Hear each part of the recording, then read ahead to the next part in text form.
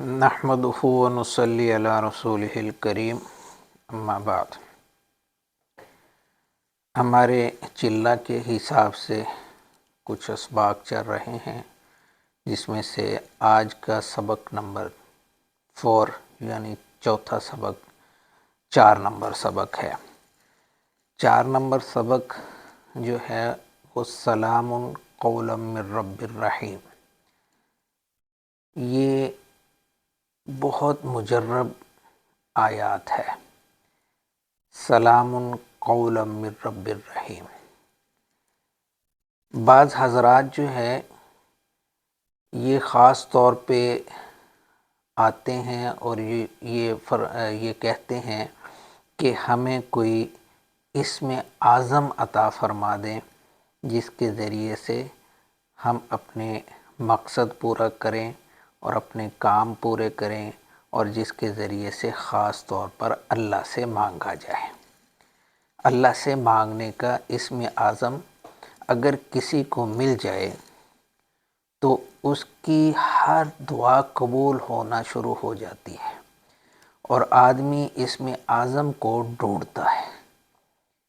صرف عام آدمی نہیں بلکہ بڑے بڑے بزرگان دین بھی اسم اعظم کی تلاش میں ہوتے ہیں، اور ان حضرات کو اسم اعظم مل جاتا ہے، جس کی وجہ سے ان کی دعائیں قبول ہونا شروع ہو جاتی ہے، اور وہ آپ حضرات کو اگر کوئی چیز پڑھ کر دم کر دیں اس کا فائدہ ہونا شروع ہوتا ہے، اور اگر آپ کو کوئی وظیفہ بتا دیں اس میں بہت ساری تاثیر اس کے اندر آپ کو ملنا شروع ہو جاتی ہے۔ یہ اسم اعظم جو ہے یہ بڑی خاص چیز ہے، اللہ تعالیٰ کا قرب اس سے حاصل ہوتا ہے، اللہ تعالیٰ کے نزدیک بندہ ہو جاتا ہے، اللہ تعالیٰ سے مانگنا آ جاتا ہے۔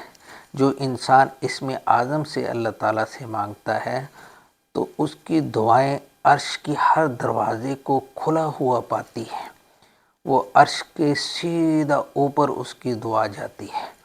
تو یہ اسم اعظم ہے سلام قولا من رب الرحیم۔ یوں ہے کہ قرآن پاک کا دل حضور پاک صلی اللہ علیہ وسلم نے ارشاد فرمایا کہ قرآن پاک کا دل یاسین ہے، سورہ یاسین، اور سورہ یاسین کا جو دل ہے وہ سلام قولا من رب الرحیم ہے۔ یہاں اللہ تعالیٰ خود سلام فرماتے ہیں۔ سلام کا مطلب ہو سلامتی ہو، یعنی اللہ خود ارشاد فرما رہے ہیں سلام پوری قوم کو، پوری قوم کو سلام فرما رہے ہیں۔ تو جب ہم اللہ کی طرف سے اس اسم اعظم کو پڑھیں گے تو اللہ ہمارے اوپر سلامتی نازل فرمائیں گے، اور اس سلامتی کے اندر جب انسان آ جاتا ہے تو کوئی بھی چیز اس کو نقصان نہیں دے سکتی۔ اگر اس اسم اعظم کا اپنا ورد کرنا شروع کر دیتا ہے تو انسان کہیں بھی خطا نہیں کر سکتا، اور کوئی چیز اس کو نقصان نہیں دے سکتی۔ جس چیز کے اوپر ہاتھ ڈالے گا وہ چیز سونا بنتی چلی جائے گی، چاہے وہ مٹی ہو۔ کہتے ہیں نا کہ مٹی کے اوپر فلاں نے ہاتھ ڈالا تو وہ سونا بن گئی، یعنی پیسہ بھی اس کے اوپر عاشق ہو جاتا ہے، محبت بھی عاشق ہو جاتی ہے، اور عزت بھی عاشق ہو جاتی ہے، تسخیر اس کو ملنا شروع ہو جاتی ہے۔ کوئی یہ سمجھے کہ میرے ہاں ارد گرد لوگ جمع رہیں تو سلام قولا من رب الرحیم کو پکڑ لے۔ تسخیر کا اتنا پاورفل عمل ہے کہ آپ اس کے کمالات خود مشاہدہ کریں گے۔ اور کوئی یہ کہے، خاص طور پر خطباء حضرات اور علماء اکرام، ان کے لیے تو یہ ایک سونا ہے، سونا۔ اگر کوئی خطباء، علماء یا پڑھانے والے لوگ، پروفیسر حضرات سکول کے ٹیچر حضرات یا کاروباری وہ لوگ جن کے انڈر لوگ کام کرتے ہیں، ان کے پاس 100 آدمی 150 آدمی ملازم ہے اور وہ ان کو اپنا بنانا چاہتے ہیں اور اپنی بات ان سے منوانا چاہتے ہیں، تو سلام قولا من رب الرحیم روزانہ 313 دفعہ پڑھیں۔ اس سے پہلے اس کی زکوٰۃ ادا کر لینی چاہیے۔ زکوٰۃ یہ ہے کہ 571 دفعہ اس کو روزانہ پڑھنا ہے، 571 دفعہ۔ سبق کے طور پہ اس کو ہم روزانہ عشاء کی نماز کے بعد پڑھیں گے چلہ کی صورت میں۔ یہ 571 دفعہ چلہ ہے، تو جب آپ کا ایک چلہ یعنی 40 دن مکمل ہو جائیں، پھر آپ اس کو 71 دفعہ اپنے معمول میں رکھیں، اپنی تسبیحات میں شامل کر لیں، روزانہ اس کا ناگہ نہ ہونے پائے۔ اب جو کام بھی لینا چاہے آپ اس کو 33 دفعہ پڑھ کے اس کام کے مقصد کے اوپر دم کر دیں، انشاءاللہ اللہ تعالیٰ کے فضل و کرم سے اس کا مقصد پورا ہو جائے گا۔ یہ اتنا مجرب عمل ہے کہ آپ کی سوچ جو ہے وہ وہاں تک نہیں جا سکتی، کیونکہ قرآن کا دل بھی آپ نے لے لیا اور دل کا دل بھی لے لیا۔ قرآن کا دل بھی آپ نے لیا اور دل کا دل بھی لے لیا۔ دل کا وہ خانہ آپ کے پاس ہے جس خانے کے ذریعے سے پورے کائنات کو تقویت ملتی ہے، پوری کائنات کو طاقت عطا ہوتی ہے، پوری کائنات اس سلام کے ذریعے سے زندہ ہے۔ تو یہ وہ چیز آپ کے ہاتھ میں ہے، تو یہ بڑا ہی مجرب ہے۔ اس لیے اس اسم اعظم کو آپ تسبیحات کے اندر شامل کریے۔ اس کو کسی مقصد کے لیے بھی پڑھ سکتے ہیں۔ آپ کسی کے ساتھ ملنا چاہتے ہیں، کوئی کسی کاروباری سلسلے کے اندر، تو سلام قولا من رب الرحیم پڑھتے ہوئے جائیے گا، اور جب آپ اپنے وہاں پاس پہنچ جائے تو آپ نے دائیں ہاتھ کے اوپر پھونک لگانی ہے، اور لگانے کے بعد آپ نے اسی ہاتھ سے آپ نے اس آدمی سے السلام علیکم ورحمۃ اللہ وبرکاتہ یعنی اسی ہاتھ سے سلام لے لینا ہے۔ آپ کا گرویدہ بن جائے گا۔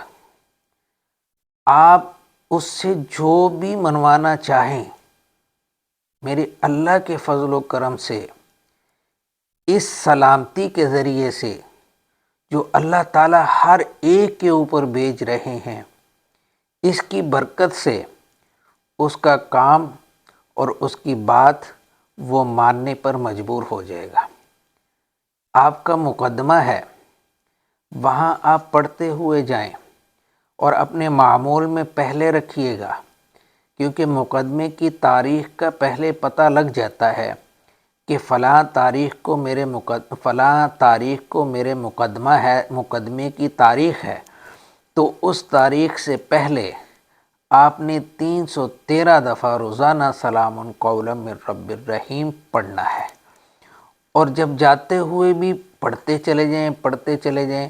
جب عدالت کے اندر پہنچے تو وہ بے شک دور سے آپ تھوڑی سی پھونک لگا دیں، اور اس کے ذریعے سے بھی یہ آپ کا مقدمہ جو ہے، آپ کے حق میں فیصلہ جج کو دینا یہ مجبوری بن جائے گی۔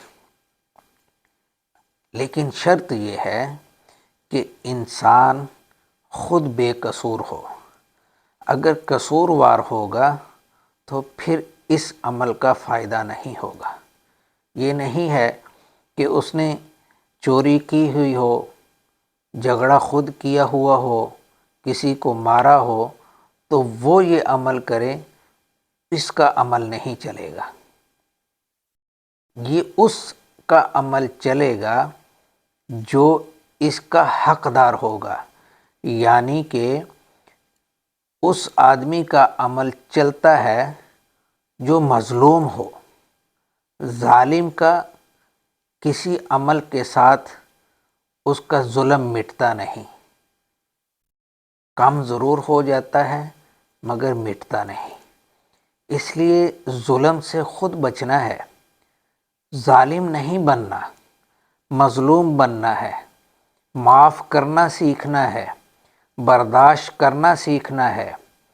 اگر کسی انسان کے اندر یہ خصوصیت آ جائے کہ وہ برداشت کرنا اس کو آ جائے اور کسی کے ساتھ ظلم نہ کرے، ظلم سے بچنا اس کو آ جائے، تو وہ انسان کی سلامتی کے اندر آ جاتا ہے۔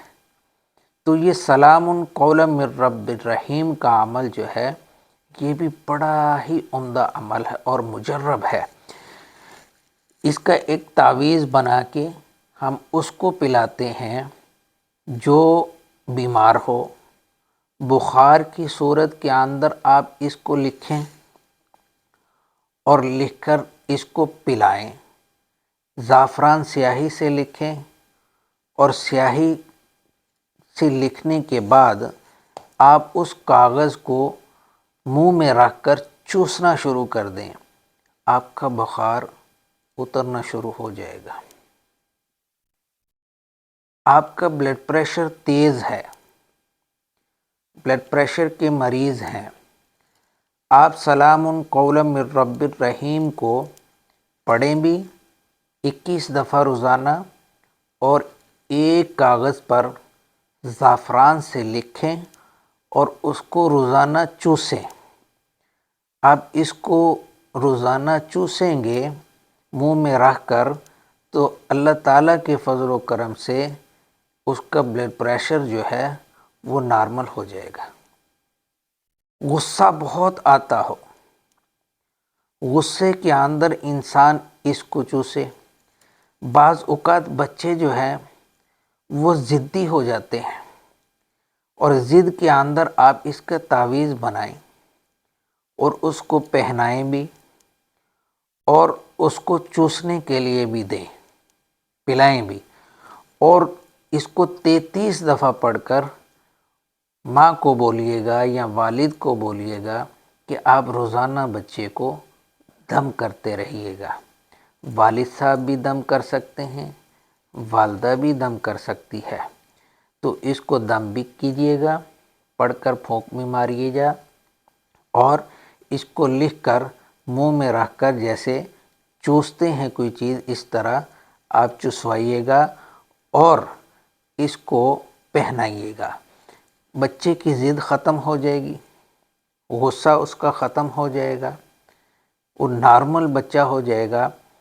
اور اگر ذہن اس کا کمزور ہے تو ذہن کی کمزوری کے لیے بھی اسی کو لکھ کر آپ بچے کو دیں یا جس کا بھی ذہن کمزور ہو اس کو دیں، انشاءاللہ اس کا ذہن بھی اللہ تعالیٰ کے فضل و کرم سے تیز ہو جائے گا اور حافظہ قوی ہو جائے گا۔ یہ بہت مجرب عمل ہے، اس کو بھی اپنی زندگی کے اندر لے آئیے گا، انشاءاللہ اللہ تعالیٰ کے فضل و کرم سے آپ اس کا مشاہدہ کرتے جائیں گے اور اس کو آزماتے جائیں گے، اس کے فائدے ختم نہیں ہوں گے۔ آپ اس کو استعمال کیجئے گا، اللہ تعالیٰ آپ کے ہاتھ میں اس عمل کو چلائے۔ وآخر دعوانا ان الحمد للہ رب العالمین۔